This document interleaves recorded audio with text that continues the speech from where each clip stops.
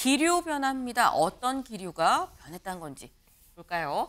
김건희 명품 가방 논란에 한동훈 아쉬운 부분 있었다. 김건희 여사 명품 가방 논란이 있었습니다. 이 논란이 있은 지 좀 됐긴 했는데 여기에 대해서 한동훈 위원장 아쉬운 부분이 있었다라고 이전에 하지 않았던 입장이 새롭게 나왔습니다. 이 얘기 직접 들어보고 오시죠. 그 문제에 대해서 말씀드리면 그 문제는 기본적으로는 함정 몰카이고 그것이 처음부터 계획된 것이 맞습니다. 그렇지만 저는 과정에서 분명히 아쉬운 점이 있고 국민들께서 걱정하실 만한 부분이 있었다고 저도 생각합니다. 네, 아쉬운 부분이 있고 국민들이 걱정할 만한 부분이 있었다고 저도 생각합니다. 라고 얘기를 했어요. 그런데 사실 기자들이 김건희 여사의 명품백 논란에 대해서 처음 물어본 게 아닙니다. 앞서서 물어봤을 땐 한동훈 위원장 이렇게 얘기했었거든요. 들어보고 오시죠. 민주당이 저한테 꼭 그러고 물어보라고 시키고 다닌다고 그러던데요. 이걸 물어보면 제가 왜 곤란할 거라고 생각하는지 잘 모르겠습니다. 기본적으로 그 내용들을 제가 보면은 일단은 이 몰카 공작이라는 건 맞잖아요. 그럼 우리 시스템에 맞춰서 법과 원칙에 따라 수사가 진행돼서 처리될 거라고 생각합니다. 네, 방금 보신 목소리는 작년입니다. 작년 12월이었는데 몰카 공작 맞지 않습니까? 라는 게 사실 끝이었었어요. 그런데 요번에 나온 얘기는 몰카 공작인데 아쉬운 부분이 있고 저도 좀 그렇게 생각을 합니다라고 뒤에 또 덧붙였습니다. 이거 곽준영 변호사님. 네. 기류 변화 맞습니까? 우선 제가 알기로 김건희 네. 여사님은 상당히 정치적인 감각이 높으신 것으로 알고 있습니다. 그래서 대선 전에도 이제 남편이 대통령이 되면은 좀 정치 활동을 접겠다 이런 부분들을 말씀하셨던 것이 있기 때문에 이 김건희 명품 가방에 대해서도 뭐 때가 되거나 하면 사실관계를 좀 더 정확하게 밝히시거나 그러지 않을까라는 기대를 하고 있습니다. 그리고 네. 정당의 가장 기본적인 기능은 여론과 민심의 의견을 수렴해서 올리는 것입니다. 그리고 지난 강서구 재보궐선거 이후 때 대통령님께서는 분명히 국민은 무조건 옳다라는 말씀을 하셨습니다. 즉 지금 국민들 사이에서 이러한 기류가 있다면은 이거 정당 사이에서 올려서 이야기를 하는 것이 당연한 것이고 특히 지금 비대위원장을 맡고 계신 즉 거의 당대표에 준하는 위치인 한동훈 위원장께서 이에 대해서 언급을 하고 네. 살펴보는 것은 당연한 정당의 기능으로서의 역할을 하는 것이다 이렇게 생각을 합니다. 근데 그래서 기류 변화가 있는 겁니까 없는 겁니까? 있다고 봐야죠. 네. 기류 변화가 있다. 근데 그거는 정당의 당연한 부분인 거다. 여론이 이렇게 뭐 변하고 목소리가 있다면 그거를 담아서 올리는 게 맞는 거다라는 얘기인 건데. 근데 그렇다고 한다면 윤영걸 대표님. 네. 한동훈 비대위원장 사실 그동안 비판을 받는 부분도 분명히 있었습니다. 이제 자기 목소리를 내야 된다라는 얘기가 있었는데 그럼 이제 뭔가 자기 목소리를 내겠다는 거냐, 그 시초 신호탄으로 봐도 되는 거냐라는 해석은 어떻게 보세요? 저는 뭐 신호탄으로 보고 있습니다. 이 김건희 여사 문제, 명품백 문제를 네. 풀지 않으면은 중도층을 움직일 수가 없어요. 선거에서 이길 수가 없습니다. 그러니까 한동훈 비대위원장이 여태까지 잘했어요. 박수치고 환호하고 신년에 전국 돌아다니면서 팔도 사나이라 평이 좋았는데 네. 왜 국민의힘 지지율은 안 오르느냐. 진짜 중요한 킬러 문항을 안 풀어서 그래요. 한동훈 장관이 공격적이잖아요. 검투사. 네. 그래서 민주당 이재명 대표를 향해서 어려운 문제 많이 냈어요. 불체포 특권 포기, 네. 금고 이상 형일 때 세비 반납부터 어려운 문제 많이 냈거든요. 근데 한동훈 비대위원장이 자기가 풀어야 될 킬러 문항은 여태까지 안 풀었어요. 그게 뭐예요? 당정 수평적인 관계. 그동안 수직적인 관계였잖아요. 그거 국민의 요구가 높거든요. 또 하나는 김건희 여사 명품 가방 문제. 이게 자꾸 커지고 있어요. 원래 옛날부터 그 특검법, 김건희 여사 특검법 나오기 전에부터 기소를 하든지 기소 안 하든지 했으면 되는데 법무부 장관 할 때부터 그 문제를 너무 끌어와서 키워왔어요. 지금도 명품백 문제 나온 지가 벌써 한참 됐잖아요. 근데 이 뿌리가 없어지지가 않아요. 총선 이어서도 계속 나올 거예요. 이걸 어떻게 가만 놔둘 거예요. 어디 풀어야죠. 풀려면 놔두고 있는데 지금은 나설 때다. 그래서 선거에 이기려면은 반드시 명품백 문제를 정면으로 승부를 걸어야죠. 대통령이 기자회견 지금 안 하고 있는데 빨리 해가지고 여기에 문제에 대해서 네. 자초지종을 설명하고 이해를 구하고 잘못된 것은 사과하고 그래서 정면 돌파하지 않으면은 저는 총선에서 이길 수 없다고 봅니다. 네. 지금 한동훈 비대위원장이 이제 드디어 킬러 문항을 풀기 시작했다라고 말씀을 하셨어요. 어려운 문제에 이제 풀려는 의지를 갖고 지금 펜을 들었다라고 지금 말씀을 하신 건데 한동훈 비대위원장의 약간 어떤 기류 변화 여기에 동조하는 목소리도 어제 나왔습니다. 그 목소리 들어보고 오시죠. 제가 당 대변인 입장으로서 이 뭐 사전 회의나 그다음 비공개 부분에서 그거에 대해서 공개적으로 논의가 되지는 않았습니다. 다만 개인적인 의견으로서는 김경률 위원의 말씀에 많은 부분 공감하고요. 그다음에 그 발언에 대해서는 존중합니다. 네, 박정화 대변인의 얘기였습니다. 다만 대변인 당의 입장은 아니었고 개인적으로는이라고 붙이면서 한 얘기가 공감하고 존중한다. 한 위원장의 얘기에 공감하고 존중한다라는 얘기를 했습니다. 사실 공개적으로 이런 얘기를 이렇게 하는 게 그동안 국민의힘에서 쉽게 나오지 않았었던 일인 거죠. 근데 공개 발언으로 나왔다는 거 이거는 전반적인 분위기가 그럼 바뀐 것이냐. 최창렬 교수님 어떻게 보십니까? 저는 그렇게는 아직 판단하기 어렵다고 생각하는 게 김건희 여사 그 가방 문제는 저렇게 얘기 안 할 수가 없어요. 한동훈 위원장이 지금까지 했던 거는 당연하게 해왔던 겁니다. 지금 이제 흔히들 언론의 평가에 의하면 이제 빨리 정치인으로 이제 적응하고 있다. 여러 가지 그 지역에 많은 연고도 얘기하고 네. 춘천 가서는 또 아버지 어머니 춘천고 춘천여고 얘기하고 또 충청에 가서는 충청의 아들이라고 얘기하고 뭐 과거 정치인들이 하던 거예요. 그건 뭐 나무랄 것도 없고 대단히 잘한 것도 아니고 그리고 무슨 부채보 특검 포기 이런 것도 다 있던 겁니다. 뭐 세비 반납 이런 것도 뭐 하나도 새로운 게 아니에요. 민주당이 미리 얘기 안 했을 뿐인 것이 이걸 가지고 점수 따기는 어렵다고 보는 것이고 제가 항상 주목했던 건 과연 대통령과 그리고 지금 보세요. 제가 항상 말씀드린 겁니다만 어느 정권이 민주화 이후에 이렇게 같은 시기에 지지율이 정체된 정권이 없었다고요. 임기 초 1년, 2년에 말이죠. 물론 민주당도 반사이익을 못 누리는 것도 민주당에 많은 문제가 있는 겁니다만 근데 그 문제는 뭐냐면 현재 어쨌든 대통령의 또 국정 운영 방식의 문제라든지 흔히들 말하는 뭐 그야말로 누구나 다 하는 얘기입니다만 수직적 당정관계 문제예요. 그러니까 윤 대통령이 과연 이 기조를 바꿀 수 있을 것이냐 문제인데 그 얘기를 안 해왔다고요. 근데 어쨌든 김건희 여사의 가방에 대해서 얘기한 것에 대해서는 기류 변화가 있냐 없냐 논의까지 올 정도로 단초를 열었다 볼 수 있겠으나 전 중요한 건 이건희 여사의 문제도 김건희 여사의 문제도 문제입니다만 이태원 특별법 문제 이미 그 특검법 김건희 특검법은 거부권 행사했잖아요 대통령이. 근데 이 이태원 특별법에 대해서도 지금 어떤 기류를 한동훈 위원장이 보일 것이냐가 그래야 판단할 수 있을 것 같아요. 아직은 기류 변화가 있다라고 얘기하기에는 아직은 좀 시기상조다. 그래서 왜냐 게다가 윤석열 대통령의 임기가 아직 2년이 채 안 됐다고요. 이게 임기 말쯤 되면은 대통령과 거리두기를 좀 마음 편하게 할 수가 있는데 아직 그렇지 않거든요. 네. 한동훈 위원장의 지지율은 올라가고 윤 대통령에 대한 국정수행 평가에 대한 긍정은 여전히 정체를 보이고 있고 이게 이제 격차를 보이고 있다고요. 이게 여기서 한동훈 위원장이 어떠한 정치적 이제 그 시스템을 그 스탠스를 취할 것이냐 문제인데 아직은 윤 대통령 의심 많이 할 겁니다.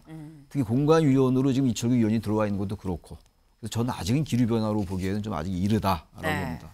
아직은 기류 변화라고 보기에는 좀 이르다라고 말씀을 하셨어요. 다만 안에서 그냥 조금씩 목소리가 나오는 정도라고 지금 보신 것 같아요. 사실 어제 의원총회가 있었습니다. 다음 기사 같이 볼까요? 네. 사실 어제 의원총회에서 이런 얘기가 있었다고 합니다. 여 내부 김건희 디올백 문제 못 풀면 수도권에서 선거운동 불가능. 네. 내부의 목소리는 이런 목소리도 있다라는 건데 그럼 의원총회에서 얘기가 나왔다고 하면 구체적으로 무슨 얘기가 나왔는지 들어봐야겠죠. 영상 보고 오시죠. 김건희 명품백 관련해서 원내대표가 여기 할까? 좀 사과가 필요하다고 하셨는데 이게 뭐 본인의 사과를 말씀하시는 건지 당 의견이 갈려가지고 필요 없다 필요하다 뭐 갈렸어요. 당내 중론이라고 봐도 괜찮아요. 원내대표한테 물어봐. 다수 의견이 있고 소수 의견이 있어요. 다수 의견이 뭐예요? 뭐 사과할 필요 없다는 거겠지 뭐.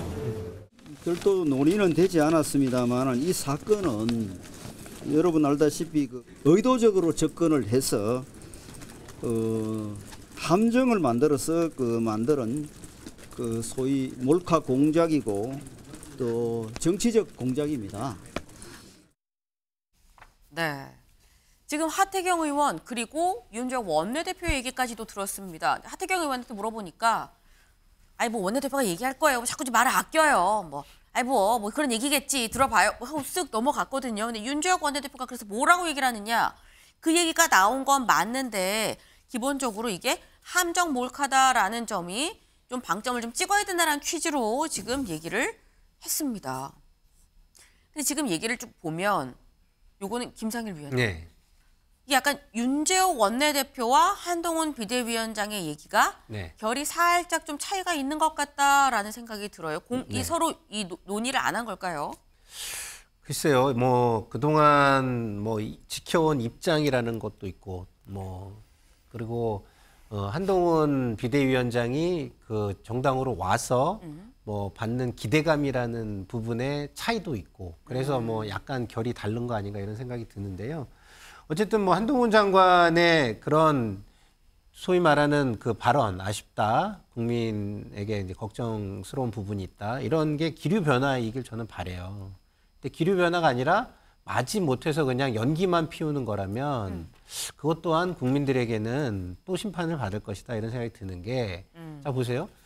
이게 명품백을 받은 거는 팩트잖아요. 네. 팩트. 근데 그거에 대해서 얘기 안 하고 몰카만 얘기하면 어떡합니까? 몰카 문제 있는 거 맞죠?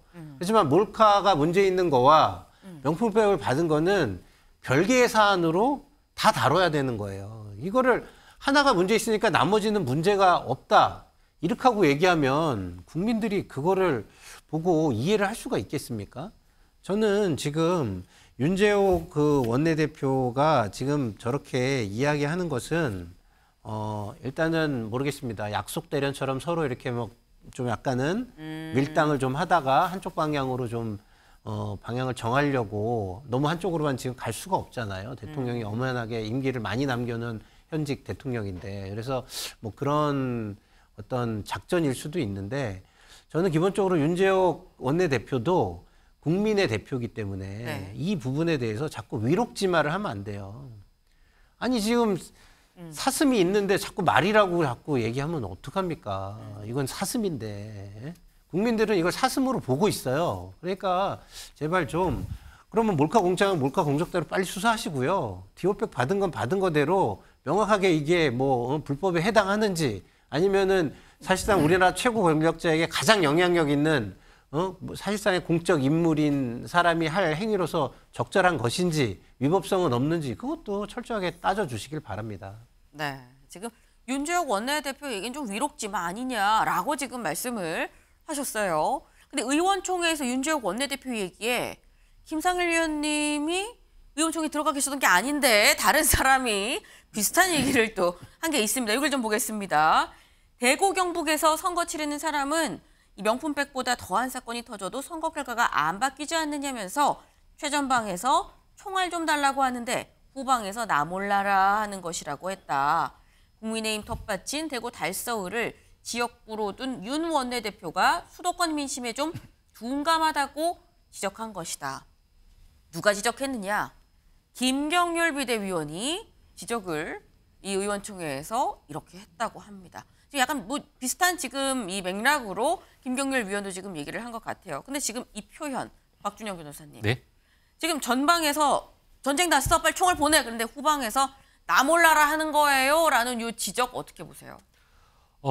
김경률 회계사님이 상당히 옳은 말씀을 하시는 경우가 많이 있습니다. 그리고 이것도 TK 지역과 수도권 선거를 대하는 그 차이를 좀 비율을 들어서 명확하게 얘기하신 것으로 판단이 됩니다. 네. 더 중요한 것은 어쨌든 이런 식으로 당 내에서 여러 가지 의견이 교환이 되고 또 이것이 정반 합으로서 어떤 의견이 곧 나오지 않을까라는 생각입니다. 아무런 의견 교환 없이 일방적인 얘기만 나오는 것보다는 이렇게 여러 가지 상호 간의 교차적인 시각이 나오는 것들이 되게 건강한 당의 모습이 될 수 있다고 생각이 듭니다. 네, 정반합으로 이런 얘기들이 결국 모여서 바른 방향을 잘 잡고 나가지 않겠느냐라는 말씀을 주셨는데, 근데 이런 얘기가 나오는 게 사실 아까 말씀 중에 나왔죠. 이번 명품백 사건이 한참 전에 있었는데 지금 이게 지금 얘기가 나오는 이유, 여기를 좀 볼까요? 네, 밑줄 좀 보겠습니다. 한 비대위 관계자의 얘기입니다. 비대위 관계자는 한 위원장에게 일반 국민으로서 여론을 잘 전달했고 한 위원장도 다 알고 있다면서 시기를 잘 봐서 문제 해결을 하지 않겠느냐라고 전했다. 박은식 비대위원은 앞서 내부 회의에서 김여사 문제 해결에 대해 운을 뗐고 한 위원장은 공감한다는 취지로 얘기를 했다고 한다. 지금 비대위 내부에서 김건희 여사 이 사건에 대해서 얘기가 있었다라는 얘기인 겁니다. 그리고 비대위원들이 거듭거듭 얘기를 꺼냈고 거기에 대해서 한 위원장도 공감을 표했다라는 얘기인 건데 이번 비대위원들 다 밖에서 데리고 온 외부 인사들인 거죠. 외부 인사들 얘기에 뭔가 얘기가 좀 다시 시작이 됐다라는 것 같은데 이렇게 밖에서 온 영입 인사들 뭐라고 얘기를 했었는지 목소리 들어보고 얘기 이어가 보겠습니다. 경중을 따지자면 분명히 전 디올백은 심각한 사건이다. 네. 이것에 대해서만큼은 지금 시점에서 분명한 진상을 이야기하고 또 사과를 대통령이든 영부인이든 혹은 두 분 다 같이 입장을 표명하는 게 국민들의 뭐 감정을 마음을 추스릴 수 있는 방법이 아닌가 이렇게 생각합니다.